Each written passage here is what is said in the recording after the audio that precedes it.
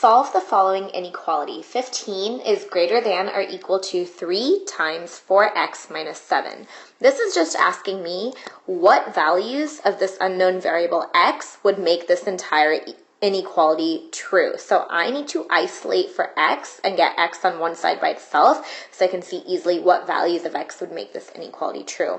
Now I'm going to do that similar to what I would do if I were working with a regular equation by using my properties of equality to isolate for x. Now, the first thing that I see that I can do is I can get rid of this 3 on the one side by dividing both sides of my inequality by 3.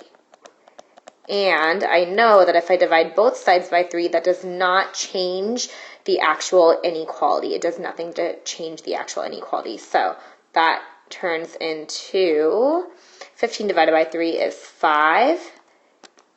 So 5 is greater than or equal to. Now these 3's cancel out and I'm left with 4x minus 7 on this side. Note that the greater than or equal to sign stayed the exact same here. If I were dividing by a negative number, then I would have to flip the greater than or equal to sign to less than or equal to, but I am not dividing by a negative number.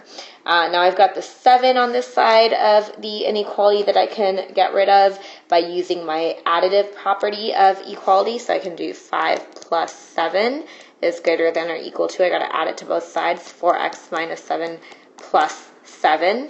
These 7's cancel out. 5 plus 7 is 12, so now I'm left with 12 is greater than or equal to 4x. Once again, I've got this 4 on this side. I can use my division property of equality. If I divide both sides of this inequality by 4, then I don't actually change the value. 12 divided by 4 is 3.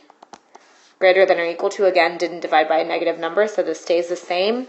And the 4's cancel out, and I'm left with this inequality will be true for all values where 3 is greater than or equal to x. If it helps to read from left to right, that's the same as saying that x is a smaller value or equal to 3.